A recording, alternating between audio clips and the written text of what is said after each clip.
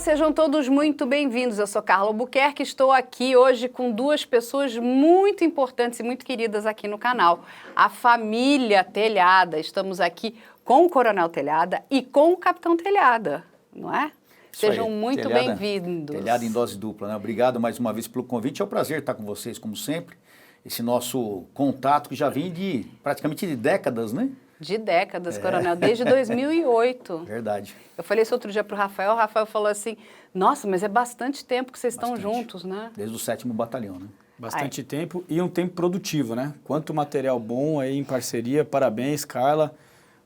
Cumprimento a todos os telespectadores, parabéns pelo programa e pelo canal que está fazendo muito sucesso aqui, eu acompanho sempre, viu? É verdade, porque assim, todo mundo se importa e quer ter mais informação sobre a questão da segurança, né? Sim. Então, eu brinco aqui que quando a gente trouxe, né, a questão da importância do trabalho da polícia, né?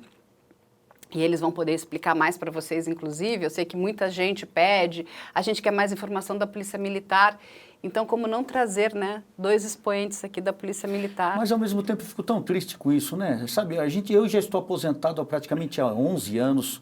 O meu filho, o Capitão Telhada, ainda está na ativa, mas a Polícia Militar continua reticente no sentido de não passar o serviço tão bonito que a Polícia Militar faz. Falávamos há pouco disso. A Polícia Militar todo dia realiza salvamentos, salva vidas, faz partos e inúmeras ocorrências e não divulga isso. É uma coisa estranha isso na Polícia Militar, coisa que nós sempre fizemos, né, Carla? Desde os primeiros dias que nós ficamos juntos, sempre divulgamos o trabalho. E eu vou até contar aqui um segredo, né? Acho que a gente pode contar o segredo, né? Porque se é segredo, eu não conto, olha lá. Não, mas já é segredo, o Coronel ele já não está mais no comando da rota, eu posso contar aqui para vocês. O Coronel pegou cadeia por nossa conta, não lembra? Não foi só uma, não.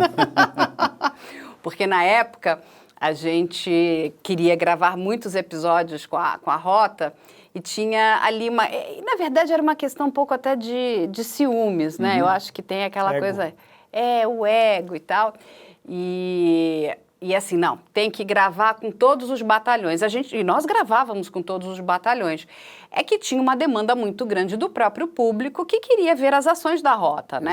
A rota, ela é uma polícia militar que ela é muito, né, desejada, as pessoas, elas têm fascinação, então a gente vê, né, a gente gravava com você, as pessoas pediam autógrafo na rua, o Coronel estava trabalhando, tinha que dar autógrafo. Uma coisa interessante disso que você fala é que na rota também nós tínhamos um pessoal, não é que é o melhor ou pior, não é questão disso, mas eu sempre falei, o policial de rota, ele é voluntário 2 vezes, ele é voluntário quando ele entra na Polícia Militar e ele é voluntário quando ele vai para a rota, então esse homem, seja oficial ou praça, ele tem um desprendimento maior.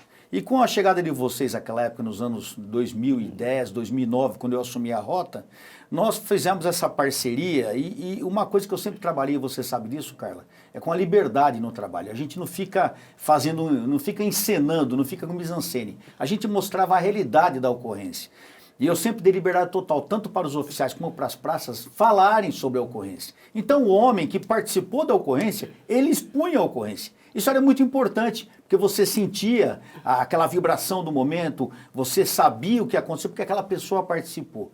Infelizmente isso não se prolongou, e quem perde com isso não é só a polícia, é a população. Com certeza. Porque ela deixa de conhecer um serviço maravilhoso que é realizado diariamente pela Polícia Militar. Porque o que é muito interessante naquela época, inclusive, Rafael, a gente gravando muito com a rota, né? Aí o comando na área de comunicação falou, não, tem que parar, agora tem que parar de gravar com a rota, tem que gravar. Eu falei, não, mas a gente conseguia gravar com batalhões simultâneos, né? Nós tínhamos várias equipes. Mas ela falou, não, chega de rota. Eu falei assim, gente, acho que ela estava com ciúmes do Coronel. Acho não, depois nós soubemos que era verdade isso. Aí né? Ela, com todo respeito, aí o Coronel falou, não, vai continuar gravando comigo sim, porque aqui no meu batalhão não tenho nada para esconder, a polícia não vai esconder nada, vocês podem gravar qualquer ocorrência. Contanto que a gente tinha que seguir, né, as ordens, né, os procedimentos policiais para que nós não corrêssemos riscos. Sim, né? Ficou preso por isso. Não, mas entenda uma coisa, eu acho que uma coisa a César o que é de César, né? Naquela época os planetas se alinharam. Nós tínhamos o Coronel Camilo no comando que me apoiava muito, o secretário, o Dr. Ferreira Pinto, que nos apoiava muito. Então, Muito. você lembra que, inclusive, nós fizemos um treinamento para a equipe da Media Land, Sim. usavam colete, ensinamos procedimentos em ocorrências, fizeram um treinamento com vários oficiais de praças, como proceder em ocorrência, justamente até visando a segurança da equipe. Então, tudo isso nós fizemos e o resultado foi um resultado muito bom, que ainda hoje está aí na mídia, na rede social, à disposição de todos, e um trabalho que, apesar de já terem passado mais de 10 anos, é um trabalho atualíssimo. Super Eu acho atual. interessante essa procura que o público tem, essa demanda pelo nome Rota. Eu vejo como alguns motivos, né? Como meu pai falou, o policial na Rota ele é voluntário 2 vezes, então ele já é um policial, ele já se voluntária novamente para estar na Rota, é submetido a um estágio e ele conquista o seu braçal. Todos que estão na Rota são especializados e altamente especializados no combate ao crime, no combate ao crime organizado e no patrulhamento de rua.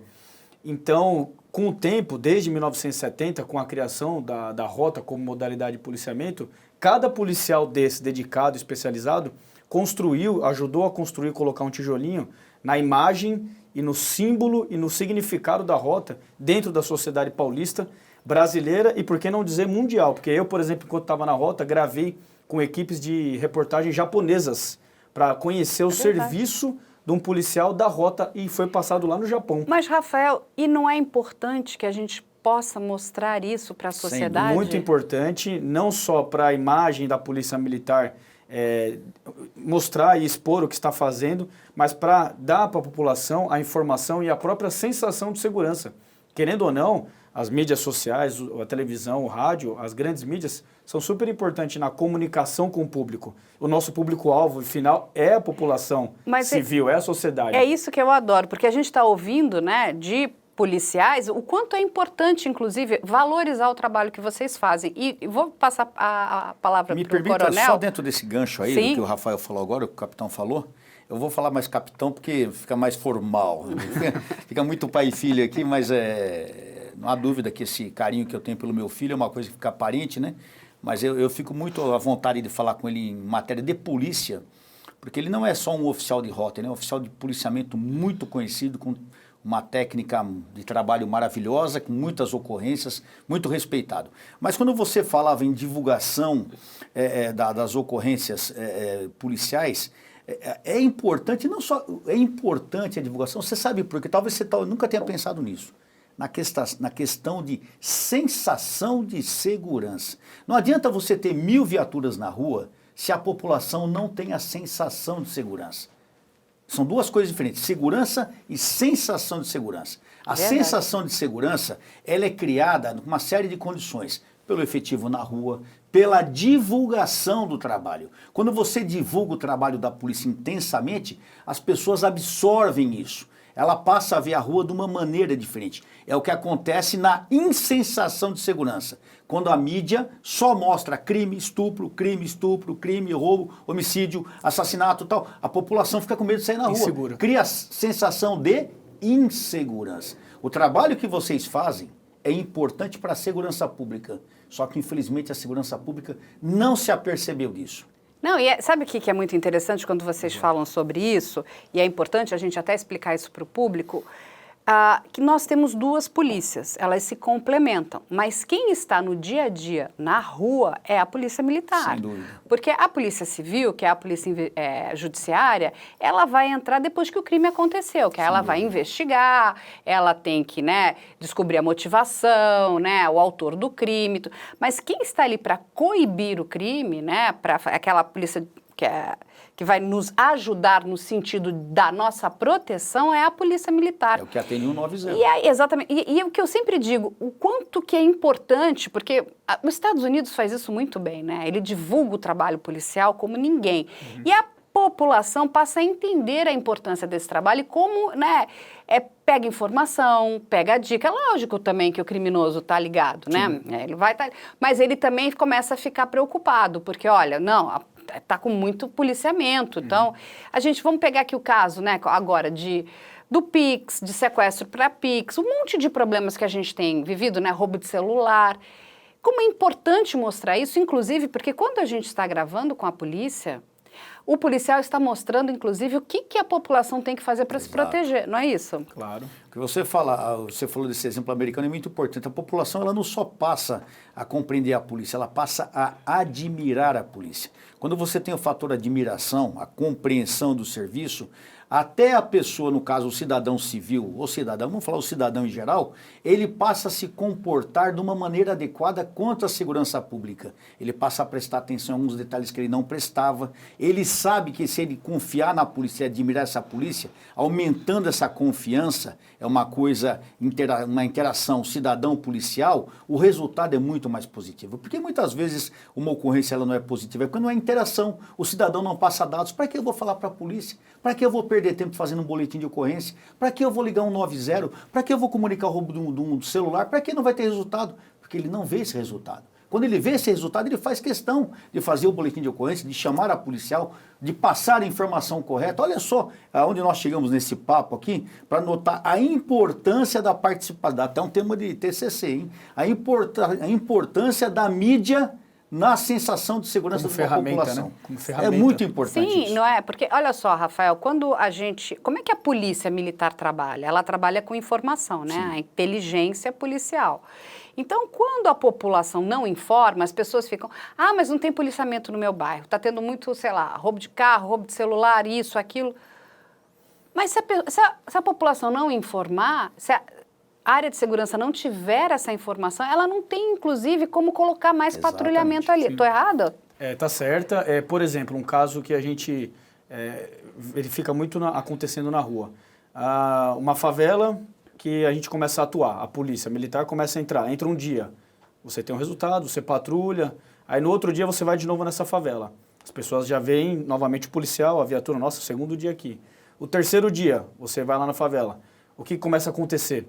A população cria uma confiança, poxa, os policiais estão vindo aqui todo dia, eles estão trabalhando. Vamos começar a fazer o quê, policial?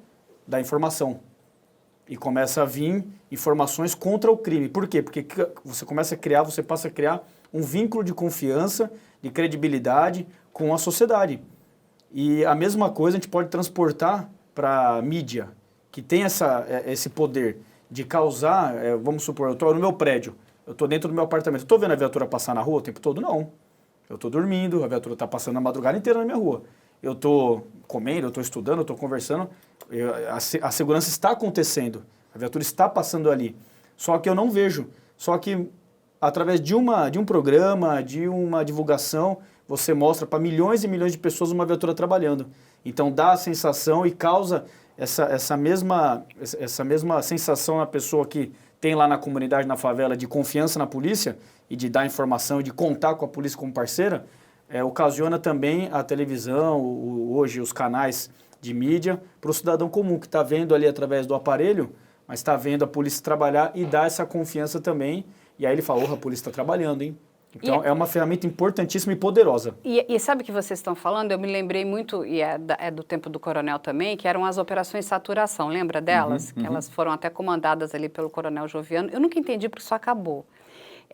E nós tivemos a oportunidade de acompanharmos 2 saturações, né? Que era quando a polícia militar pegava uma área, né, que tinha um alto nível de criminalidade e ela saturava aquele lugar ali, ficava 45, às vezes até 60 dias, e eles tinham toda uma estratégia, porque iam vários batalhões, entrava o COI, entrava a rota. Acisos, né?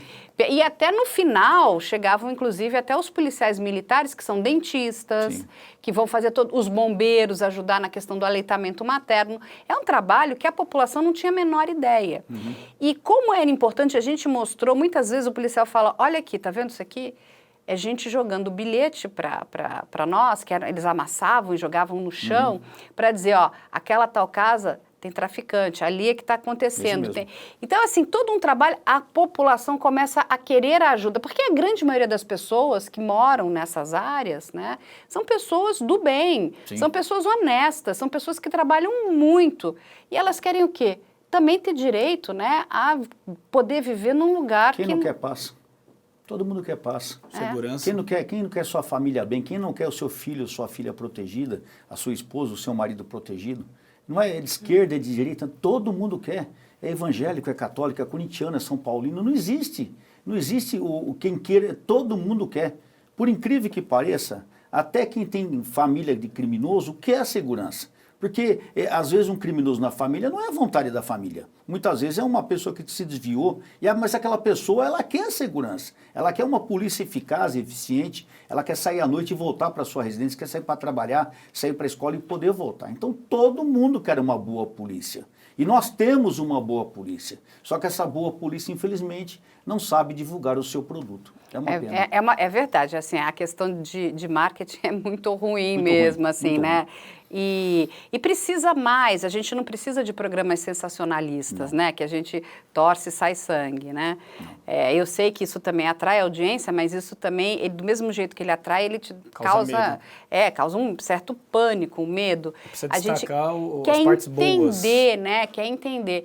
E aí eu vou fazer uma pergunta aqui para o Rafael, porque ele conviveu com isso, e depois eu também vou pedir para o Coronel dar a opinião dele. O que vocês pensam sobre essa questão dessas câmeras de segurança que agora estão nos policiais militares? Todo mundo quer entender um pouquinho mais sobre isso. Isso é bom, não é? Como é que é a visão de vocês? Bom, como eu vou responder primeiro? Lógico. Pode ser. Primeiro como cidadão, respondendo como cidadão, eu acho que é um dinheiro que poderia ser gasto e aplicado em outras frentes. Tanto para valorização do policial militar, que tem o salário desfalcado, que não tem um rádio HT para se comunicar. E eu falo isso com conhecimento de causa. Os policiais de motocicleta, eles saem em 8, por exemplo, num patrulhamento, e só 5 tem rádio. Os outros 3 têm que andar atrás bem pertinho do que está com rádio para não se perder e ficar isolado no mundo. Meu Deus, assim, perigo, hein? Isso é uma realidade que muitos podem até achar que é mentira. É só verificar qualquer quartel da polícia. Todos passam por isso, todos. Não tem um rádio, HT, comunicador, coisa mais simples do mundo, que nos anos 50 já tinha. Sim. A gente não tem hoje, mas a gente quer gastar dinheiro com uma câmera super cara, com um banco de dados, um hardware, milhões e milhões de gigabytes para guardar imagens desnecessárias, até porque, é outra coisa que as pessoas não devem saber, São Paulo é o único lugar do mundo onde a câmera filma 12 horas do turno de serviço. Ela filma full time, ela está ligada o tempo todo. Desde o momento que retira do carregamento dela da energia, ela passa a filmar naquele momento. E ela só para de filmar quando devolve lá para a doca, devolve para a energia. Então, assim, como cidadão, eu acho que poderia ser um recurso muito melhor utilizado para a valorização do policial.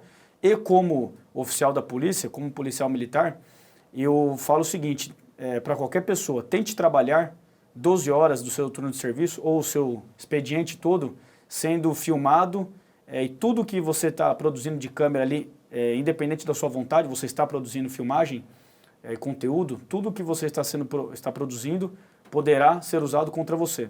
Tente trabalhar assim em qualquer serviço que seja.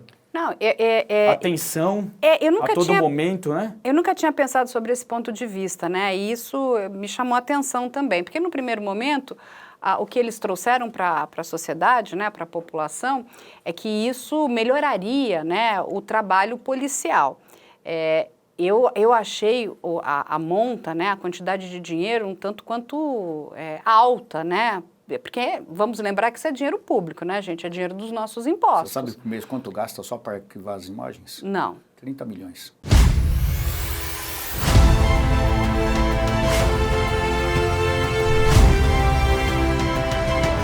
De cima da ponte. Você está sendo filmado.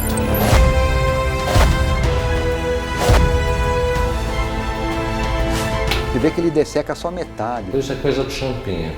Tem mito. Olha lá, foi.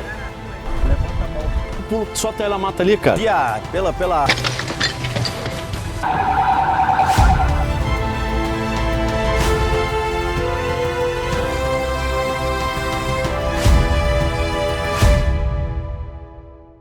R$30 milhões só para arquivar as imagens? Só para arquivar imagens. Meu Deus. Porque, por isso, a câmera filma o tempo todo. 12 horas. 30 milhões. Por que eu falei que é só São Paulo? Só para completar, Carla. Porque o mundo todo, o policial, na Europa, nos Estados Unidos, em todos os lugares que existe, o policial aciona a câmera. Ele aperta quando há interesse. Quando ele vai entrar no confronto, quando ele vai fazer uma abordagem, quando alguém está vindo para cima do policial numa briga, bêbado, num estádio de futebol, sei lá. Ele aciona.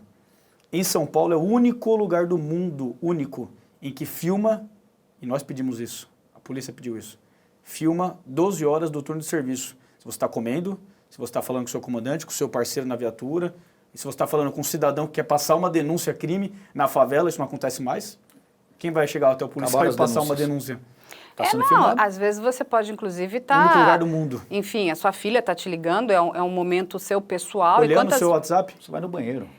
Não, então assim, eu até na época perguntei lá pro comandante, né, da comunicação, e ele me falou, não, mas ele pode desligar quando ele bem quiser e tudo. Eu falei, bom, eu não vou discutir com ele porque eu não conheço essa tecnologia. Eu falei, não tenho condição de discutir, foi o que ele me falou. Mas não é verdade. Mas assim, eu achei depois, até conversando inclusive com juristas, né, os nossos filósofos do direito, que inclusive esse procedimento ia contra as novas leis, que é a LGPD, que é a Lei Geral de Proteção de Dados. Exatamente. E do policial, porque o que acontece? E vamos lembrar agora que a gente está vivendo um momento, vou trazer para vocês, daquele médico anestesista. Lembra que Sim.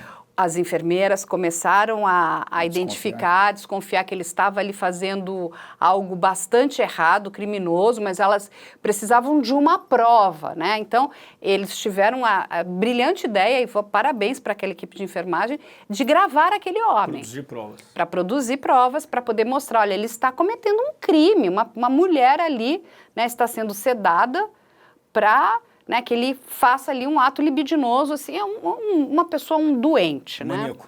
Um maníaco. Psicopata. Aí o que acontece?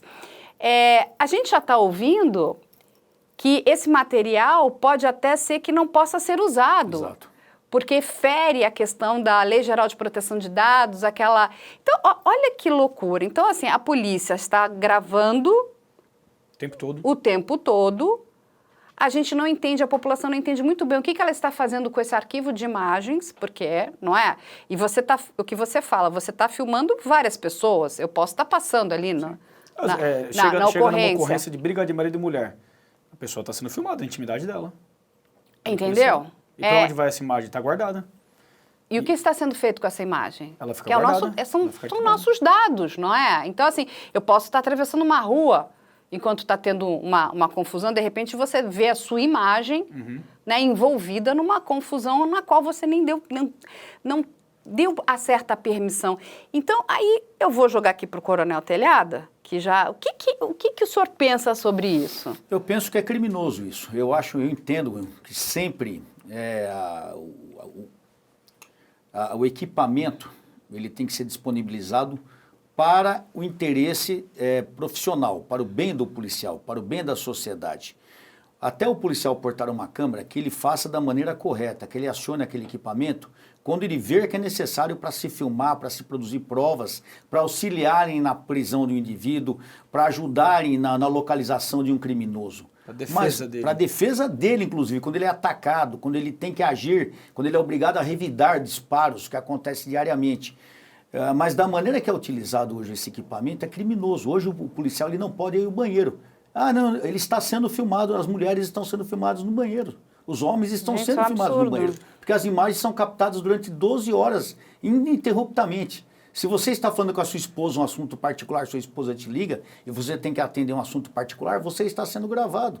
Então isso é criminoso o que estão fazendo. Porque ele falou, se você, cidadão, vem conversar comigo para me passar uma denúncia grave que ocorre na sua rua, você não vai mais fazer isso porque está sendo gravado e já tem uma prova de que quem fez a denúncia foi você. Você não vai mais poder denunciar nada. Então isso vai fere totalmente o princípio do policiamento, que é a localização do crime, que é acabar com o crime, enfim, isso está indo em contra tudo isso. Então, nós sempre falamos, eu sempre falei isso, eu sou favorável sim a esse equipamento quando ele é utilizado pelo policial. Ele porta o equipamento, como nós vimos muitas vezes em rede social. Antes disso, alguns policiais colocavam a câmera GoPro no capacete e filmavam perseguições malucas, coisas absurdas que a gente fala, nossa, que coragem tem esse policial de fazer tudo isso, mas não da maneira que ela é utilizada.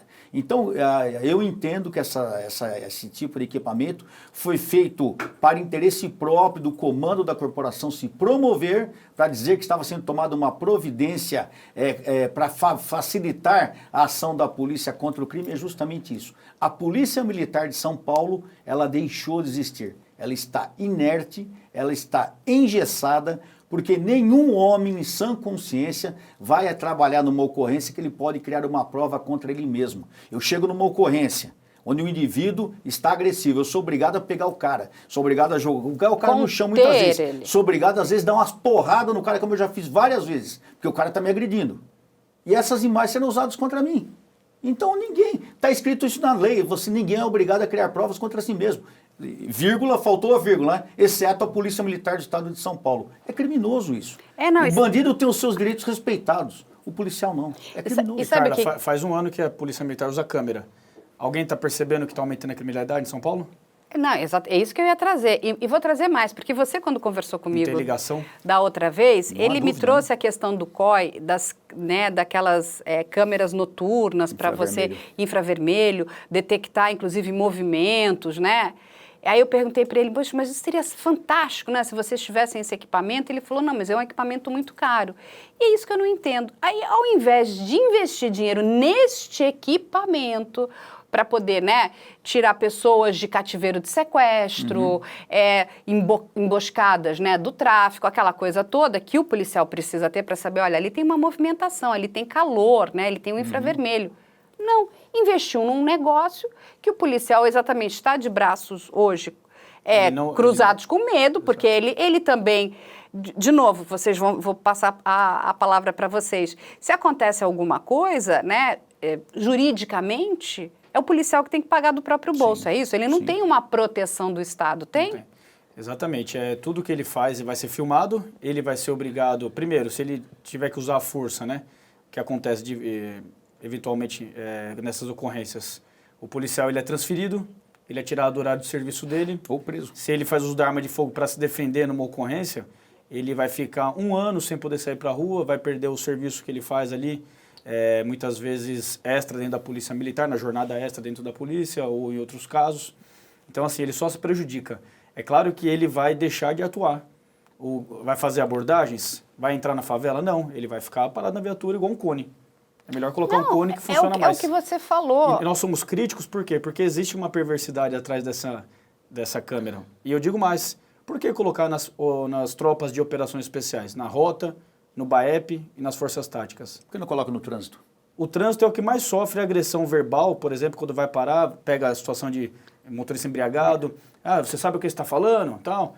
Toma carteirada, né, entre aspas, de pessoas lá que se acham. Tal. O trânsito deveria ter essa câmera. Mas para filmar, eles não querem um confronto policial. E eles não querem, eles preferem o policial morto do que o bandido morto. O policial do trânsito com uma filmagem, ele provaria que a pessoa estava embriagada. Não, mas isso é muito chocante, a gente tem que voltar, porque é o que você falou, número 1, a sensação de insegurança aumentou muito. Então, essa câmera não, no meu ponto de vista, e acho que de muitas pessoas, não tem ajudado. Não surtiu o efeito desejado. Exatamente. Vou deixar vocês falarem. E tem um segundo ponto.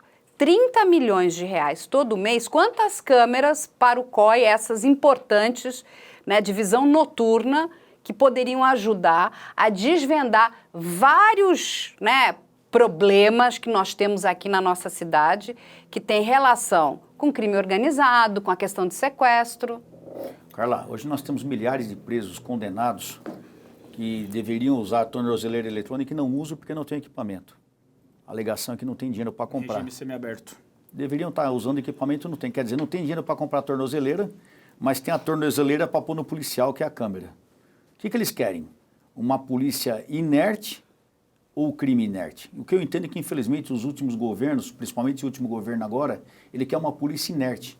Ele quer uma polícia que não faça nada. A impressão que eu tenho é que quanto mais crime tem, mais problema tem a população preocupada em sobreviver não vai ver as lambanças que o governo está fazendo. A impressão que me deixa é essa. É muito triste tudo isso, porque é uma realidade, né? Assim, a população, ela está cada vez mais apavorada. E outra coisa que você falou, o policial que é denunciado, acusado de um crime, ele é obrigado a vender carro, casa, motocicleta, ele é obrigado a se endividar. Um advogado, para começar a brincar, é 10 pau. Para começar a brincar, é 10 pau. Quem tem 10 pau hoje? O crime organizado tem. O crime organizado, você está lá preso, o advogado já está esperando. Antes de você chegar preso no distrito, o advogado já está esperando. Nós, que ganhamos 2, 3, 4, 5 mil reais, como que você vai pagar 10 mil num advogado? Então você... Que policial em sã consciência vai trabalhar dessa maneira? Nenhum. Mas é por isso que eu acho que é importante a gente trazer isso para o debate, porque a população não tem conhecimento disso. Tem aquela coisa, de novo, marqueteira, né? Olha, a polícia agora está cheia de câmeras, então... E assim, eu não consigo, como cidadã, e inclusive trabalhando no meio do audiovisual, a ver a importância dessas câmeras, do jeito que elas estão sendo usadas. Não estou dizendo que elas não são importantes. É como você falou, tem determinados momentos que seria importantíssimo, até, por exemplo, para... Enfim, você liga a câmera, é uma abordagem agora, inclusive, para mostrar, olha, nós estamos aqui, né, olha o que aconteceu. Vamos pegar aquele registro que eu estava com o Coronel Telhado, a nossa equipe. Que eu ia falar agora. Que ele teve uma troca de tiro num hotel aqui nos Jardins. Isso. A nossa equipe estava com ele. Então, inclusive, olha como foi importante mostrar o seguinte, foi o cara atira antes, lembra, o criminoso? Eu ia te falar. E depois o coronel atirou. Eu ia te falar. E ele, que a gente chamou até de um tiro no escuro, mas foi ele que atirou antes. Só que ele errou a mira e, por sorte, o seu pai, para se defender, conseguiu... Eu ia te falar, nós não temos problema com câmera, nem eu nem meu filho. Tanto não temos que nós sempre trabalhamos com a imprensa, na viatura. Quantas ocorrências nós temos juntos, não só com você, mas com outras mídias, outros programas, outros Meu pai foi baleado junto com eu fui baleado um jornalista na viatura. Dia 17 de agosto de 1990, eu fui baleado com 2 repórteres dentro de uma viaduta do antigo Jornal da Tarde, Marinês Campos, e o Sérgio Amaral era o fotógrafo, que na época não tinha câmera, era foto. Os dois estavam dentro da minha viatura, eu fui baleado com eles. Eu nunca tive problema com câmera. O problema não é a câmera, o problema é a maneira que ela está sendo usada. Ela está sendo usada de uma maneira criminosa contra os policiais militares. E não é só isso, é de novo dinheiro público, é muito dinheiro que está sendo gasto e está sendo, no meu ponto de vista, sendo gasto de forma errada. Nós precisamos melhorar a qualidade, inclusive, né, de todo o equipamento da Polícia Militar. Quantas melhoras precisam acontecer? Mas isso aqui, desculpa, é o comando da Polícia Militar. Uma crítica construtiva. Crime organizado agradece. É muito, mas assim, eu não consegui até hoje, e olha, o que eu ia falar, a gente conversa com várias pessoas, não existe uma pessoa que não tenha sofrido, nos últimos 4 meses, uma tentativa de assalto, não é? Porque tá correndo a solta aí, né? Aí assim, cada hora os criminosos, eles vão melhorando o seu modus operandi, né? O celular, eles chegam com o coitado do motoboy que está trabalhando, né? Agora as pessoas estão com medo de motoboy, porque... Não, e bicicleta, então. Crime de bicicleta. Posso fazer uma reflexão? Pode, deve. A sociedade brasileira, ela já estava muito ruim. Legislação atrasada, obsoleta, o criminoso não tem medo de ser preso, não tem medo de ir para cadeia, ele sabe que ele vai ser no dia seguinte na audiência de custódia, ele sabe que se ele ficar preso ele vai fazer uma faculdade do crime lá dentro, ele já não tinha medo da prisão. O que ele tinha medo? E o que segurava? Qual que era o último recurso entre o caos na cidade? Era a polícia militar, que estava na rua e o policial com atitude, mesmo nos dias atuais, mesmo tendo monitoramento e tal... Mesmo salário ruim. Salário ruim, ele era o último recurso da sociedade, porque ele ia pra cima, ele entrava na favela, ele prendia o traficante, ele abordava a gente na rua andando suspeito. O que esse cara tá fazendo aqui na Paulista? Esse cara tá andando aqui nas ruas aqui, no centro, na periferia, fazia uma abordagem, verificava os documentos, se estava tudo bem, ia embora, se tinha alguma coisa errada, era preso. O que a polícia militar, como meu pai disse, está engessada. Não faz mais isso, porque o policial não vai ficar se expondo a todo momento, fazer abordagem, ser acusado de que está falando uma palavra torta lá para o abordado e ser acusado de tortura psicológica. Não, ou seja, todo mundo puxou os braços e parou. Vou continuar mais um pouquinho na questão. E o crime avançou. Na câmera, porque olha só, tem 2 ocorrências muito importantes que aconteceram há poucos meses atrás. Uma foi com o delegado Olim, e um outro delegado de polícia, no que eles foram abordados ali por um motoboy que estava tentando roubar o relógio, acho que do delegado Olim ou do outro delegado. E ele vai para cima, né? Para tipo, eu vou te dar um tiro. E aí o que acontece? Ele acaba morrendo naquela... Olha só, não tinha nenhuma câmera de nenhum policial militar, porque a cidade inteira de São Paulo tem câmera de segurança hoje. Todos os lugares. Nós temos essa ocorrência de vários ângulos. Ou seja, você não precisa daquela câmera, porque o prédio A tinha, o outro tinha, e não sei o que, tem uma pessoa na rua que estava com celular. Só eu recebi pelo menos uns 5 vídeos de pontos de vistas diferentes. E aí a gente vai aquela outra ocorrência com aquele moço, aquele Renan. que foi morto por aquele falso motoboy, o Motoboy, Axel. Lembra dele? Sim, tava Que com a ele namorada. Tava com a namorada, ele tenta defender a namorada e o criminoso deu um tiro nele e, infelizmente, vitimou aquele moço, aquele rapaz tão novo. Gente, tem toda ocorrência pelas câmeras. Documentado. Tudo, com áudio, tem áudio, dá pra gente ouvir, porque tem câmeras hoje que estão capturando o áudio. Ou seja, qual é a real necessidade dessa câmera que grava sem parar a Polícia Militar de São Paulo nesses batalhões de real- operações especiais? A real é que muita gente ganha dinheiro, né? E gastando o que está sendo gasto com dinheiro público nosso dinheiro de Repetimos, né? imposto. A intenção dessa câmera, ela nasceu, como ela é usada em outros países, para a defesa do policial. É como você disse, câmera já tem diversas na cidade. O que vai ter? Mais uma ali que vai ser a versão do policial. Essa Então, para seria ele se proteger o defender, policial. ele aciona. Para ter a versão dele, falar, ó, tá vendo como o cara estava armado ou não? Agora, eu acho que tem muita gente ganhando dinheiro, não é possível, né? Porque só no Brasil nós somos diferentes. Se existe um padrão mundial, de repente só no Brasil alguém está ganhando dinheiro e não somos nós que estamos ganhando esse dinheiro. É absurdo isso. É o povo que está sendo mais uma vez arrebentado nos seus impostos e o seu dinheiro empregado de uma maneira ineficiente e ineficaz. Eu acho que alguém tem que pagar por isso. Acho não, entendo que alguém tem que pagar por isso, porque isso é criminoso. Como eu disse, é a minha primeira palavra, isso é criminoso. Isso é muito triste. Eu vou contar até uma coisa para vocês, porque eu posso contar, né, que eu não sou policial. Eu já estive várias vezes no Copom. E o que acontece? Eles têm, São Paulo tem várias câmeras, né, que estão espalhadas, são câmeras de segurança aí da Polícia Militar mesmo. Inclusive, elas estão em pontos estratégicos para fazer o monitoramento de placa de carro, de tudo isso. Essas câmeras são muito importantes, porque olha aqui a gente sabe que aqui tem muito sequestro, muito roubo de carro, então eles vão lá e instalam essas câmeras para fazer esse monitoramento. Nas próprias viaturas da polícia também, né? Aí eu falei, gente, mas gastar 30 milhões de reais por mês de dinheiro público, e o que você falou, né? A Polícia Militar precisando de equipamento bom, inclusive para se defender, e não tem. O coronel aqui, criminoso saindo sem tornozeleira porque o Estado não está providenciando, é uma vergonha isso.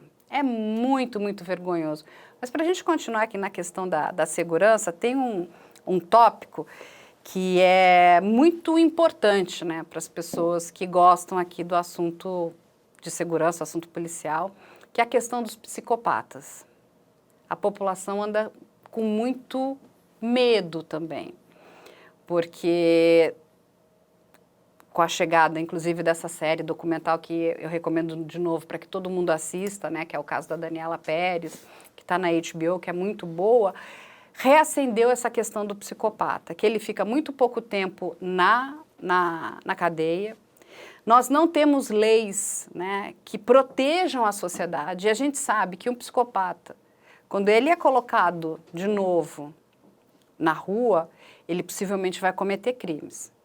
Né? Então, a gente pega o caso ali do Champinha, que está pedindo para sair. Toda hora a revisão, né? A revisão, ele já deveria, inclusive, estar solto. Ele está preso por uma gambiarra jurídica ali, porque ele foi preso menor de idade e ele já poderia. Temos ali o caso da Suzane, maníaco do parque.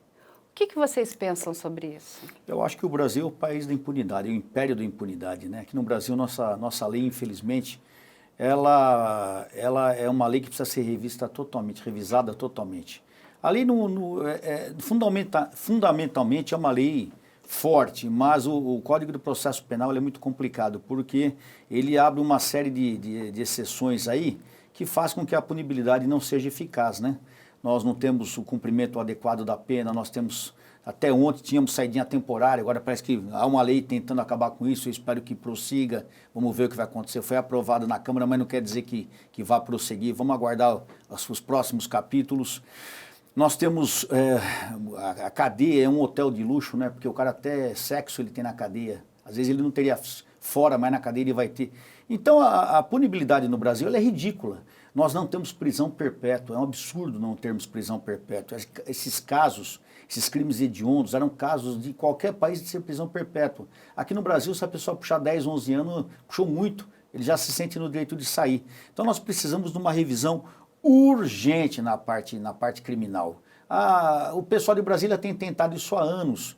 E a nossa pretensão, se um dia estivermos em Brasília, é trabalhar forte nesse aspecto também, num retorno, numa possível prisão perpétua, de um agravamento dessas penas em casos de psicopatas, pessoas que cometem crimes hediondos.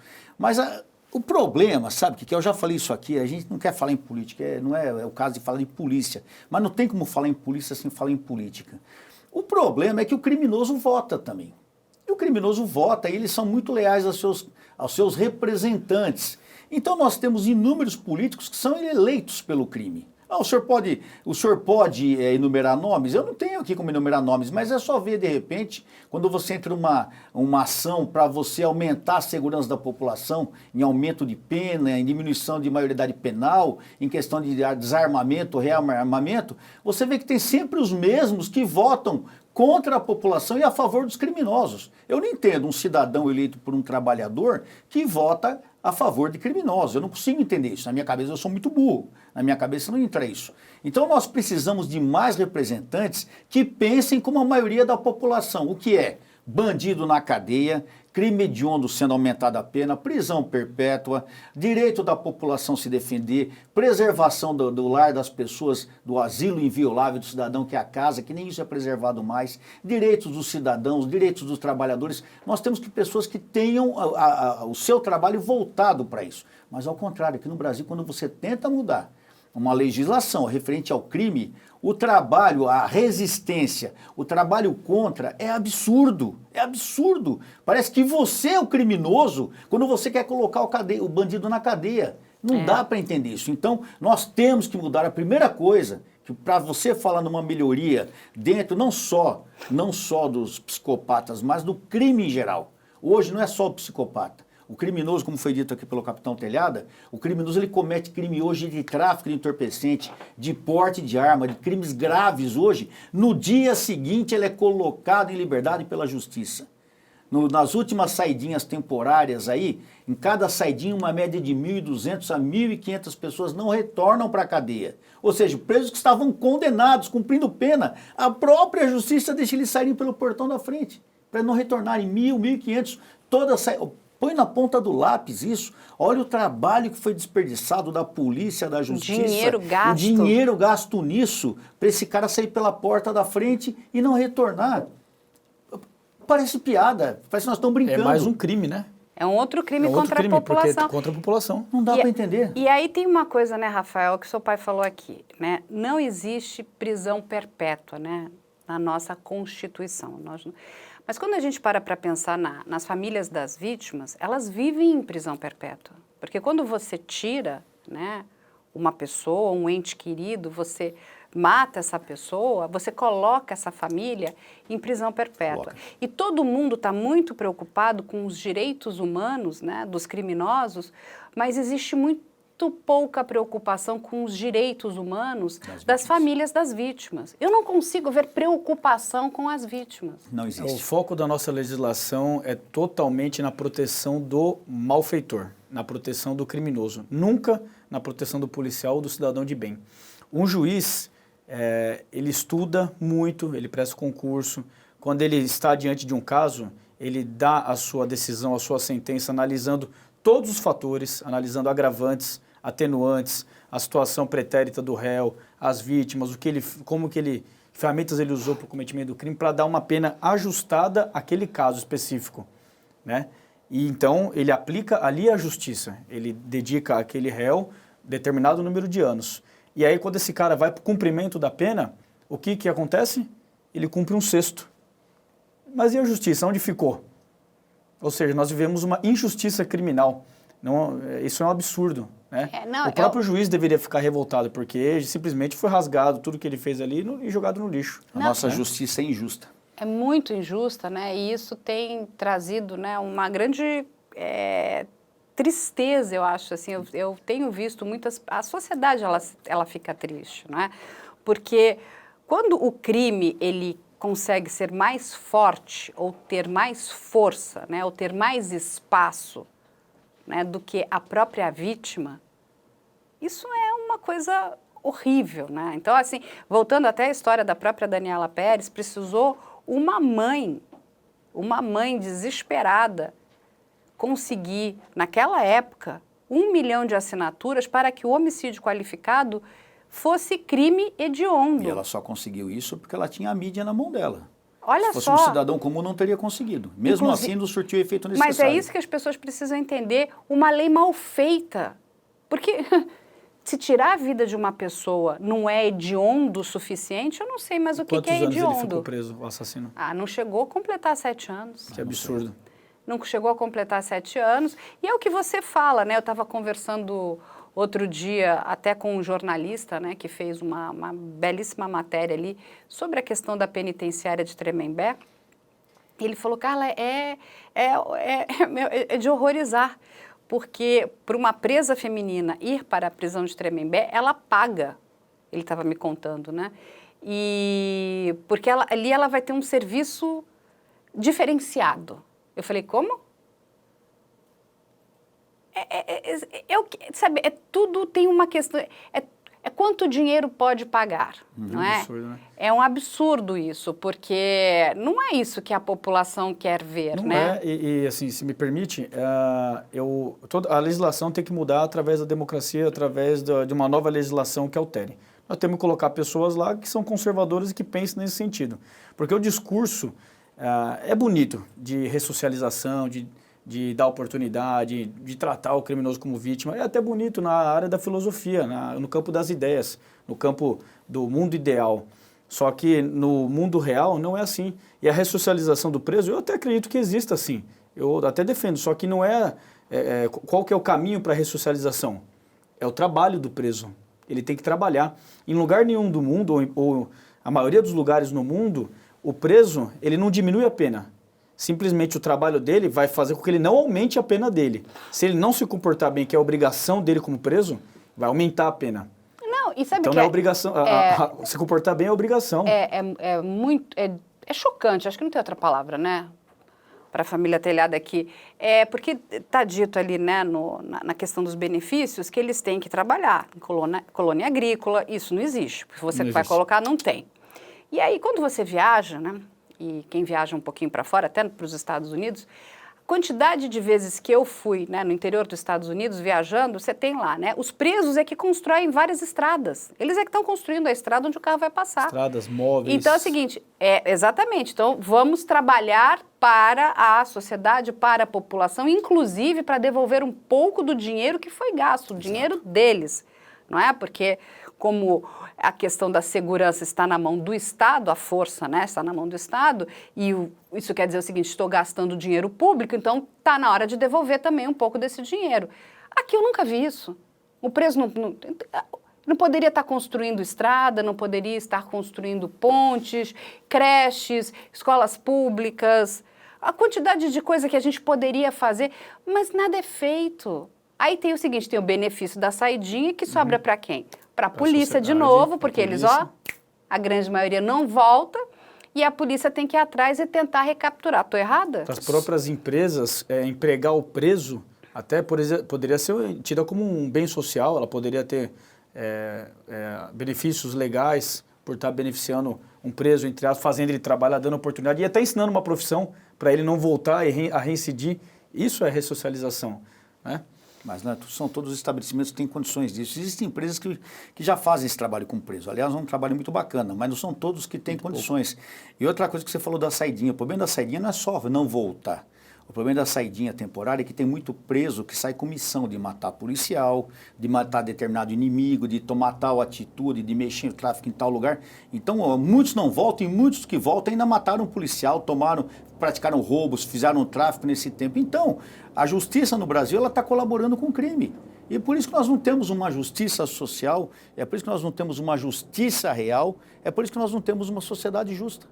Porque a justiça não é justa. E aí o que acontece, né? Tem uma outra questão que é muito importante aqui para as pessoas, e a gente recebe muitos pedidos, né, de avaliação, né, das pessoas que assistem ao canal, que assim, o que eles veem, né? Então assim, a gente trata de muitos crimes, né, de estupro, enfim, de maníacos, de serial killers e de psicopatas. E aí tem assim, né, uma vez eu recebi uma pessoa que ela escreveu e falou assim, gente, mas tem uma penitenciária especial para o serial killer ou para o estuprador, né, de crianças, porque se esse indivíduo for colocado numa outra penitenciária, ele não sobrevive. Quer dizer, o preso está no poder do Estado, então o Estado tem que salvaguardar, né, ali aquele determinado... A integridade física dele. Exatamente, cidadão. Mas, de novo, a gente precisa voltar para parar para pensar o que está sendo feito para solucionar esse tipo de problema, né? Porque a gente vê isso aumentando. Eu não sei, inclusive, porque a gente vem divulgando muito isso, até para ajudar as pessoas a se protegerem. Mas quando você descobre que um homem estuprou mais de 20 crianças e está tendo um tratamento especial e fica se... E as crianças não, né? Regozijando, exatamente. Ele não só estuprou, como ele matou. Ele chegou a matar uma menina, assim, de forma horrorosa. Ficou no poder dele ali muitas horas, mais de 12 horas. E é horrível. E aí tem toda uma questão, de novo, do Estado. Mas o que a gente está fazendo, né? Vou voltar de novo para o Rafael, para proteger a sociedade. Nós precisamos de leis mais duras, não de mais leis, mas que as leis elas sejam mais endurecidas. Bom, eu entendo, eu não sou psiquiatra, né? É um tema muito específico, o tema de psicopatia. Um pouquinho que eu conheço da experiência e da literatura é que a psicopatia ela envolve uma alteração mental. Uma alteração psiquiátrica. Na verdade, o psicopata ele tem um transtorno de personalidade. Sim. Então, ele é um transtorno de personalidade antissocial. Qual é o grande problema do psicopata? Porque ele não é um doente mental. Se ele fosse um doente mental, ele seria colocado num manicômio judiciário. Dificilmente dali ele sai, né? Porque é a única prisão perpétua que de fato a gente tem, que é o manicômio judiciário. Vamos pegar o atirador do shopping, lembra? Uhum. Que ele está num manicômio lá na Bahia, porque depois ele acabou sendo solto, cometeu outros crimes e foi parar na Bahia. Mas o psicopata, ele não é um doente mental. Mas um psicopata, quando ele comete um crime, ele pegou gosto e ele não tem empatia. Então, você conversa com um psicopata, não, mas você matou uma criança. Para ele é como se ele tivesse quebrado essa caneca. Sim, essa alteração psiquiátrica, essa alteração mental que ele tem origem geralmente na infância, na idade tenra dele, e é um desenvolvimento no decorrer dos anos. Ele vai chegando à violência, ele vai experimentando, vai testando. E vai gostando. E vai evoluindo, e tem envolvimento muitas vezes sexual, até que se passa a matar, a tirar a vida, sempre envolvimento com prazer e com satisfação, né? Isso aí vai numa evolução. E por que é interessante esse tema do psicopata? Porque ele não para até que ele esteja preso. Ele só para quando ele estiver preso. Se ele estiver solto novamente, ele faz novamente. Existem diversos exemplos no mundo. Então, a única maneira dele não cometer crimes, novos assassinatos, novos estupros, novos atentados, é estando preso. E no Brasil, não temos a prisão perpétua, que para esses casos seria indispensável. Porque nos Estados Unidos tem até a cadeira elétrica, o cara pode ir e pode receber a injeção e ser subtraído da sua vida. Porque ele não tem conserto, ele não tem ressocialização. Ele não nesse tem caso. Conserto. É uma alteração do chip. É mental, acabou. E sabe o que é muito assustador? É que, infelizmente, né, o sistema penitenciário, esse psicopata, ele vai conviver com o preso comum. Então, você imagina essa pessoa que é manipuladora, fria, orgulhosa, calculista, narcisista muitas vezes, tem zero de empatia junto com o preso comum aqui. Você começa a criar esses guetos horrorosos, né, de criminosos, inclusive, que vão se voltar contra a sociedade. Porque se a gente quer estar trazendo isso de volta, não é? Uhum. Que é isso que está na nossa lei. E assim, olha o problema que a gente vive. Trazendo essas pessoas de volta, uma polícia amordaçada, porque é isso que a gente tem visto, e uma sociedade completamente vulnerável. Eu estou errada? Tá certo, inclusive uma sociedade que não tem nem o direito de se defender, né? Então, o que acontece hoje na prática? Esses psicopatas acabam ficando encarcerados através dos exames de sanidade que os mantém aprisionados. Mas até que momento? Até a assinatura de um médico, né, de um técnico ali que vai liberá-lo para a rua? Vai trazê-lo ao seio da sociedade novamente? Exatamente, são as famosas... Traz o lobo para as ovelhas. Exatamente, é uma gambiarra jurídica, não é isso? Como é que a gente... assim, é muito triste quando a gente para pensar de forma muito fria, né? Essa questão que a gente tem hoje, o quão vulnerável está a sociedade, né, Coronel? O Coronel tá pensando o que ele vai fazer. Não, eu acho uma hipocrisia total, né? Tem que falar, hipocrisia total. Eu sei muito bem o que tem que fazer com esses caras. Entendeu? Com uma sociedade como a nossa, com uma justiça hipócrita como a nossa, é o que está acontecendo hoje. A população está tomando a vingança com a própria mão. A população está atacando os criminosos.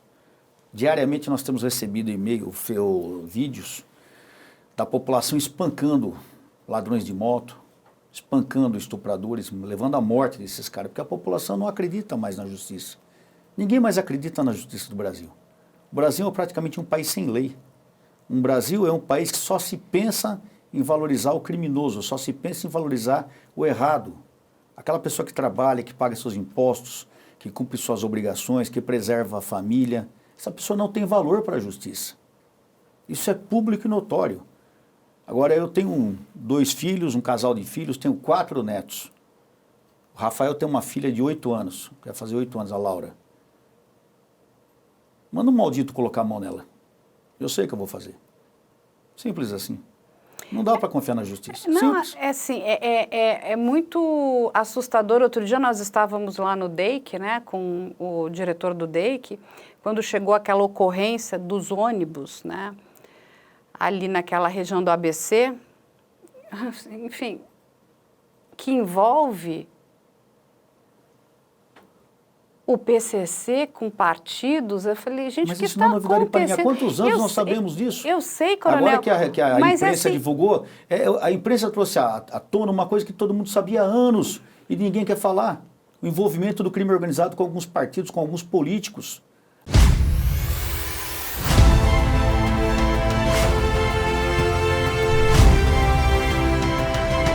Pode em cima da ponte. Você está sendo filmado.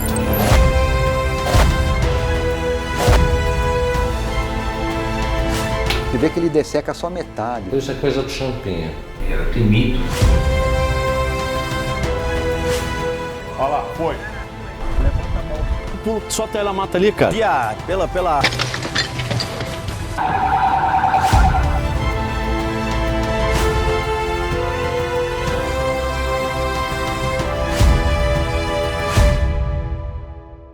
Agora, alguém se surpreendeu? Não.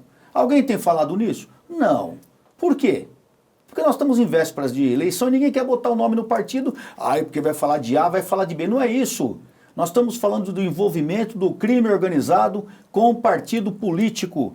Partido que já comandou o Brasil e pode ser que um dia volte a comandar esse país.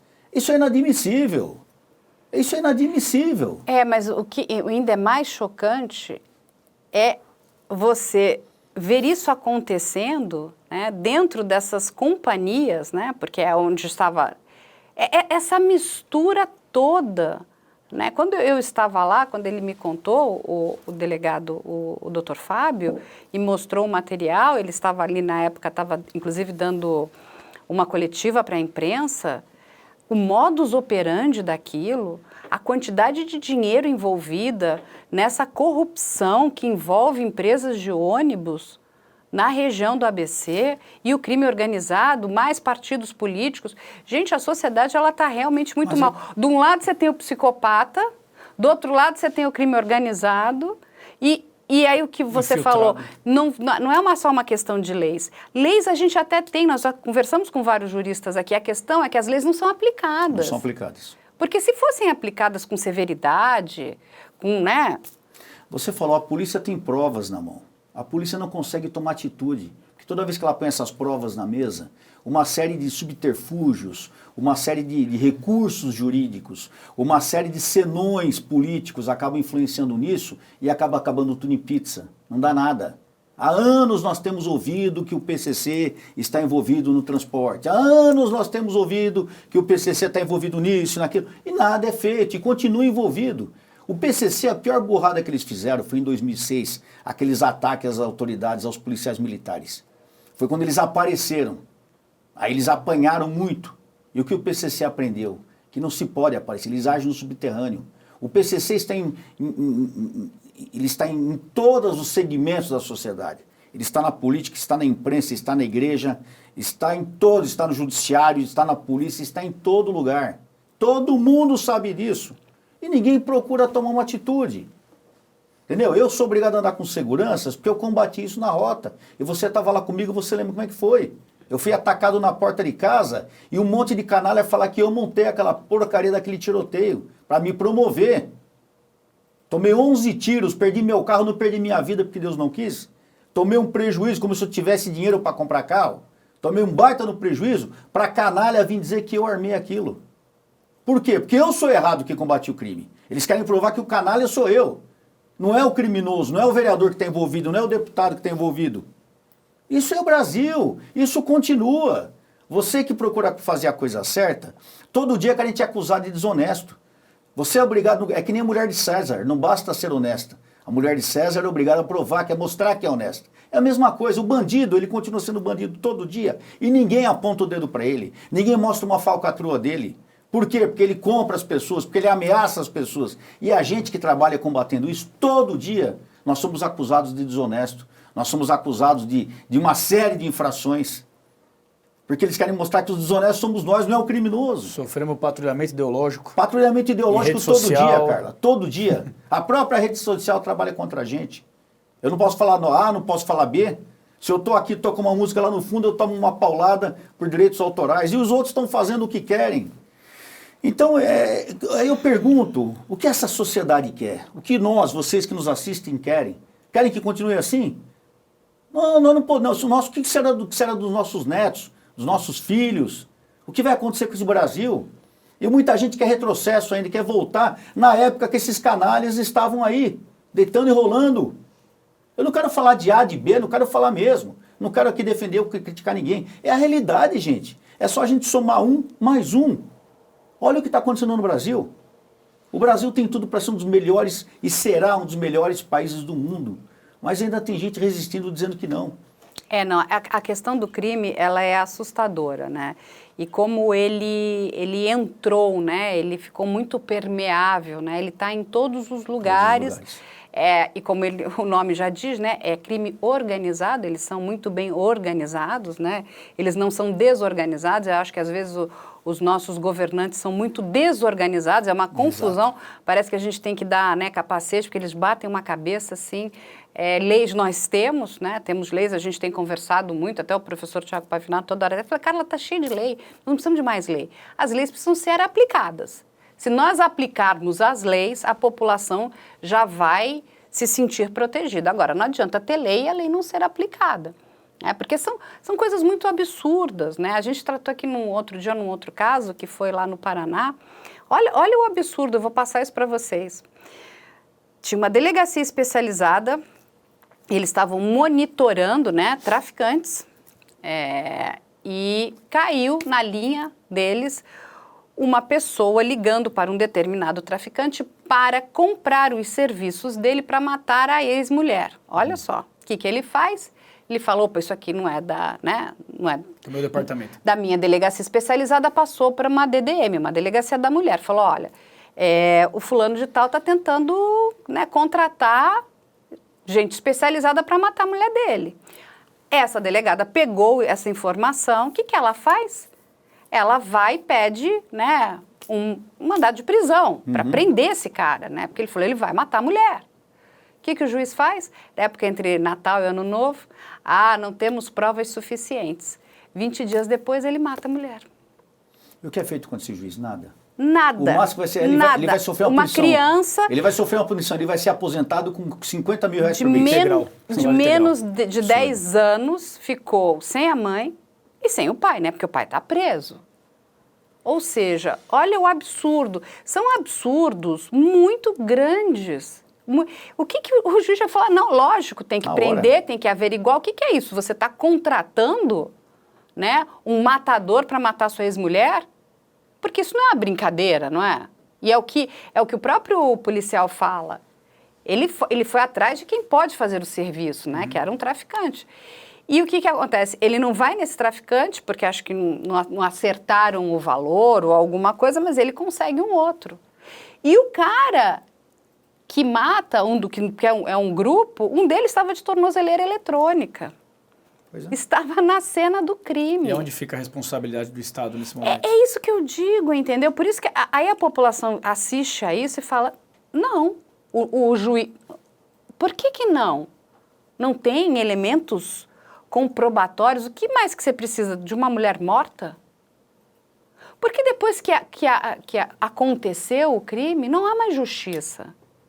Que justiça que você vai fazer? A justiça precisava ter sido feita antes, não é? E são muitos os problemas. A gente estava aqui tratando também do caso da Boate Kiss, né? Não adianta jogar tudo para a área criminal. A questão é antes. Por que não tem, né, uma averiguação, uma fiscalização? Cadê essa fiscalização? Porque se já tivéssemos a fiscalização, porque é uma tragédia, né? Não teria acontecido. O coronel deve lembrar da época lá do Gran Circus, lembra? Sim. Que a quantidade, mais de 600 pessoas morreram. Sim. Porque um doido resolveu botar fogo no circo. E aí? A gente não aprendeu nada, coronel. Olha, a gente está falando de 1961. A Boate Kiss agora. E de novo. Você entende? Essa semana nós somos um estabelecimento. Eu não vou citar um nome aqui, vou me reservar o nome, o direito de não dizer o nome, porque eu não tenho as provas adequadas ainda, que eu estou levantando. Mas o pessoal do estabelecimento veio conversar conosco a respeito da fiscalização, da corrupção da fiscalização. Fiscais que iam ali só para se recompletarem financeiramente. Achavam picuinhas absurdas. Esse preto aqui tem uma manchinha branca. Então, você vai ser multado em 10 mil reais. Mas deixa 5 que eu resolvo o problema. Que absurdo. Em 22 continua a mesma coisa, Carla. Os corruptos continuam na rua. A fiscalização continua corrupta. Os políticos continuam corruptos. E quando você se volta contra isso, você é o errado. Porque o que as pessoas precisam entender é que o público, né, a pessoa quando ela quer ir para qualquer área, né, do serviço público, ela tem que querer trabalhar para a sociedade, para a população, e não se locupletar. Exato. Né? Um juiz que nega esse mandado, eu não sei como é que ele dorme. Né? Deve dormir tranquilo, né? Porque eu não dormiria, eu não teria paz, né? Mas ele deve estar dormindo tranquilo, talvez essa não seja a primeira... Você dormiria porque você tinha de mandar prender o cara? Não, eu teria mandado prender, com certeza, mas não ia ter paz. Eu falo agora já... Qualquer pessoa com o mínimo de vergonha na cara teria feito isso. Aí você vê uma delegada que fica assim, a gente fica de mãos atadas. Porque como é que eu posso prender essa pessoa, Sim. não é? Enfim, o juiz não me deu essa permissão e essa mulher está morta. São essas... É um câncer na sociedade, né? Quando eu comandava o 7º Batalhão, a gente já se conhecia. Eu fui numa ocorrência, ali do lado da Rua Mauá, do lado da Estação da Luz. Um indivíduo, criminoso, bandido, casado com uma mulher, tinha um filho com ela. E ali era um prédio que havia sido tomado. E ele estava com o filho como refém. E aí chamaram a viatura, foi o meu tático móvel para lá na época, era o tático móvel ainda. E você me conhecia, eu estava todo dia na rua. Eu lembro que era uma véspera de feriado, se não me engano, dia 25 de novembro, dia 15, não lembro. Que era uma véspera de feriado. No outro dia nós tivemos até toda a família reunida, eu estava mal pra caramba por causa disso. E nós fomos para cima e cercamos o local e dialoga com o cara. Oh, larga a mão, se entrega ali. Não vamos bater. E ele com a arma na cabeça do filho. E eu lembro, isso é uma falha que eu cometi, que eu não vou me perdoar jamais. Eu lembro que eu, coronel, saí por fora do prédio. Em determinado momento eu tive a mira do indivíduo, ele com a criança no colo, mas eu tinha a condição de arriscar e tentar acertar um tiro na cabeça dele. Eu tinha essa condição. Mas aí eu pensei, se eu errar o tiro, ele vai atirar na cabeça do menino. E se eu acertar o menino? E se eu matar o indivíduo e depois essa família toda se voltar contra mim? Por que você matou? Que ele estava num surto. Ele era gente boa, ele era bandido, mas era gente boa. Não precisava até matar. E naqueles segundos de vacilo, eu acabei achando melhor atirar naquele cara. E voltei para dentro e continuamos dialogando 1 hora, 2 horas. De repente 2 tiros. Ele matou o menino. Arrebentamos, caímos aí, nós metemos o pé na porta e caímos para dentro. Ele deu um tiro na cabeça do menino e deu um tiro na boca dele. Socorremos a criança, ele acabamos, nem lembro se nós socorremos não, porque ele já estava zerado. Depois de uns 2, 3 meses eu fui ver esse menino de novo. Depois de uns 6 meses eu fui ver esse menino de novo. Eu já estava na rota, comandando a rota quando eu fui. A criança estava vegetando. E eu não esqueço isso até hoje. Por quê? Porque eu vacilei. Porque a justiça faz a gente vacilar. Se eu tivesse matado aquele indivíduo, como teria ficado? Eu teria salvo o menino? Talvez. Mas e como ficaria a situação do policial telhada? Seria justificado? Teria o pessoal do meu lado? Não, você não precisa ter matado. A arma estava carregada realmente? Será que era uma arma de verdade? Tudo isso passa na sua cabeça em fração de segundos. E quando você apanha todo dia, o policial para às vezes e vacila. E o vacilo custa a vida de alguém. Nesse caso, custou a vida desse menino que deve estar, e se estiver vivo ainda, deve estar até hoje nessa situação. E eu não me perdoo por isso até hoje. Como você falou, da gente não se perdoar se fizesse alguma coisa errada. Eu não fiz nada errado. Mas eu poderia ter tomado outra atitude, que poderia ter salvo a vida desse menino, porque ele, apesar de não ter morrido fisicamente, ele está... Ele está vegetativo, é uma morte. Você entendeu? Isso né? é o que o policial passa todo dia, questão de segundos. Questão de segundos, alguém morre ou você vai para a cadeia. E às vezes é a vida do policial que é ceifada nesse vacilo. É. Eu não sei porque eu fui falar isso agora, não tem nada a ver. Não, mas não, tem muito a ver. Tem nada a ver isso, né? É muito importante, até para as Tem a ver, pessoas claro que tem. entenderem, Não, né? é para vocês verem como é frustrante a vida de um policial. Me lembrar disso agora depois de... Mas no depois seu de caso, coronel, 15 no seu anos, caso, praticamente. você teve foram questão de, sei lá, fração de Eu me segundos senti responsável ali. por aquilo. Quando eu falei desse caso, é a inércia de fato, né? Ele podia ter feito que ele não vai matar ninguém, ele estava exatamente aquele juiz ou juíza, a Vai gente matar não o sabe. próprio filho ali? você Ele acha? vai, tipo, vamos pedir esse mandado de prisão. Ele teria salvo aquela mulher, Teria. né? Aquela mãe, né? Ele não para pensar que uma criança com menos de 10 anos ficou sem a mãe e ficou sem o pai. E uma pessoa perdeu a vida. A Exatamente. coisa mais importante na vida é a vida. São essas coisas, assim, que são muito tristes, né? Na questão do público, né? Gente, não. Todos nós trabalhamos muito. Não é? Então, assim, quando você, às vezes, vai até não, mas esse aqui só trabalha de 12:00 às 5:00. Se todo mundo aqui trabalha não sei quantas horas, tantas horas, porque eu acho o seguinte, se você quer ir para o público, você precisa entender que você vai trabalhar para a sociedade, para a população. Espírito público. Exatamente, é isso. Altruísmo. É uma coisa de empatia com a sociedade, né? E não interessa se ela tem pouco dinheiro, muito dinheiro, quem ela é, onde ela mora, em que bairro ela mora, em que condição ela mora, é para todos. Nós precisamos, né, dessas pessoas que estão na área pública, que elas trabalhem para todos. Mas essas pessoas hoje estão desestimuladas, seja por causa das câmeras, seja por causa dos malditos salários michos, seja pela falta de apoio governamental, seja pelo desprezo dos órgãos de imprensa que deveriam fazer o bem e apoiar as pessoas corretas e não fazem isso, seja por essas leis injustas que nós temos. Tudo isso faz com que a pessoa que tem esse espírito cada vez mais se esvazie ou se recolha mais. Eu falo, se eu voltasse para a rua hoje com 60 anos para comandar uma tropa, eu comandaria com o mesmo entusiasmo que eu tenho. Mas será que eu conseguiria trazer a tropa comigo hoje? Não sei. Porque a nossa tropa tem apanhado tanto. Sabe aqueles filmes que a gente vê de nazista, quando leva o judeu para a câmara, só dele fazer o judeu já... A nossa tropa está assim hoje. Você bate o pé, o cara toma um susto. Não é medo, não é covardia. É uma reação de defesa. Você apanha tanto que você tem receio de fazer as coisas. A polícia está assim hoje, a polícia está receiosa de tomar atitude. E o crime não. O crime está valorizado. O cara não tira na sua cabeça hoje, sabendo que não vai acontecer nada com ele. Se ele for preso daqui a um ano, ele está na rua. Ele vai ser sustentado pelo crime organizado. Ele vai ter sexo na cadeia, ele vai ter saidinha. Para que eu vou esquentar a cabeça de ir para preso ou enfrentar a polícia? Não tem vácuo. A polícia não pode atirar em mim. Se a polícia está recuando, não tem vácuo. O crime está avançando. Simples. Não Princípio tem- físico.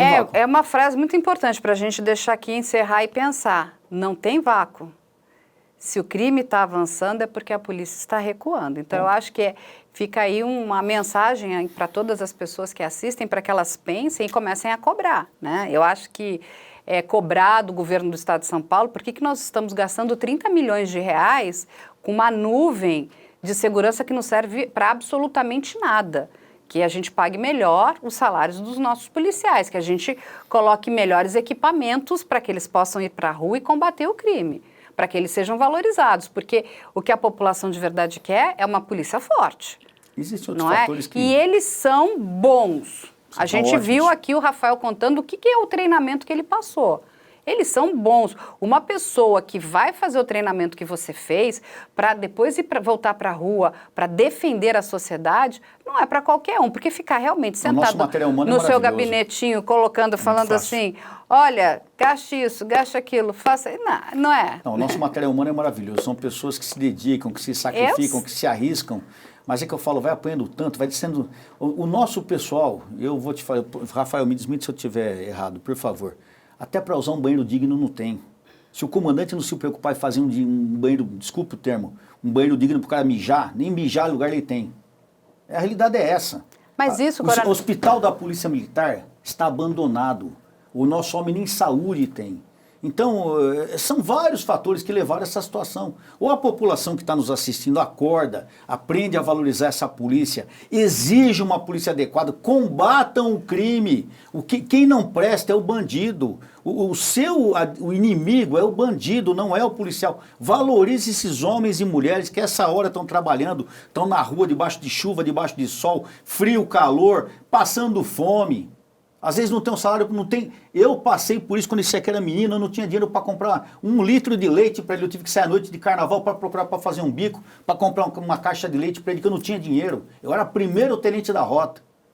E isso continua até hoje. É vergonhoso um policial não ter dinheiro para comprar 1 litro de leite. E não é porque eu gastava na esbórnia, não. É porque eu tinha contas para pagar de aluguel, de mercado, de fralda, de não sei o que. Quantos policiais ainda passam por isso? Mas é uma coisa invisível que ninguém quer saber. Ninguém quer saber. Não, mas a gente vai falar, a gente fala muito, porque a gente defende a boa polícia, né? A gente não defende maus policiais, que a gente sabe que maus tem todas as áreas, né? Temos maus médicos, maus jornalistas, maus empresários, maus policiais, mas os bons policiais a gente defende, Até defende Cristo muito. teve um mau apóstolo, né? Teve um traidor no meio. Exatamente, teve um traidor. Família Telhada, muito obrigada. A gente ficaria aqui horas conversando. Vou chamar vocês mais vezes para a gente contar mais histórias aí e ajudar a população, né? Eles têm pedido muito, né, a informação, né, da questão da área e principalmente da questão da Polícia Militar. A população tem reclamado muito, tem que ter esse sentimento de que aonde está a Polícia Militar? Porque não é a Polícia Civil que tem que fazer ronda, gente. A Polícia Civil, de novo, é a polícia que vai investigar um crime. Exato. Então tem que ter acontecido um crime. Quem vai fazer com que o crime não aconteça é a Polícia Militar. Então, é essa polícia que a gente precisa que ela esteja na rua, trabalhando ali, sem medo, né? Sem medo. E valorizada. E valorizada. Vamos valorizar a nossa Polícia Militar. Muito obrigada a vocês. Deixa eu falar aqui agora desse aqui, ó. Primeiro, o livro do Coronel Telhado, ó. Quem não tem precisa comprar, é o Quartel da Luz, Mansão da Rota. Exatamente, esse livro é maravilhoso. 600 páginas de história pura. O coronel aqui, e é muito bem ilustrado. Olha, vocês vão encontrar aqui a história completa da rota. Eu acho que não tem nenhum outro lugar que tenha tanta imagem, né, tanta informação como no livro do coronel. E é o único livro que fala da rota, viu? É a história da rota que se confunde com a história de São Paulo, que se confunde com a história do próprio Brasil. Exato. Que é história, né? História. O que falta para a nossa população um pouquinho também de conhecer a sua história. E o livro de quadrinhos, aqui, ó, do coronel, tem várias histórias que nós fizemos conjuntamente aqui. É bem legal, vale a pena. Tá no nosso site, viu, gente? Tanto o livro quanto as revistinhas. 4 edições. Tem aqui, aí vai ter mais, né, que eu já sei. Eu lancei a 4ª edição agora. Tá muito bem feito, tá muito bem ilustrado. Eu digo, eu sou fã de quadrinhos, né, e sou fã de super-heróis, mas eu tenho que... Os nossos verdadeiros super-heróis são os nossos policiais aqui, que estão... colocando a vida em risco aqui para nos proteger. Fica aqui também as redes sociais do Coronel Telhada, do Capitão Telhada. Entrem em contato com eles. Eu sei que eles são sempre muito receptivos, eles vão tirar as dúvidas de vocês. Se vocês quiserem mais informação sobre segurança, entrem em contato com eles. Eu sei também que o Coronel está pensando aí na questão do psicopata. Vamos trabalhar. Manda mensagem pro coronel, porque todos nós queremos assim, olha, então, psicopata longe da gente. O psicopata, o assassino, né?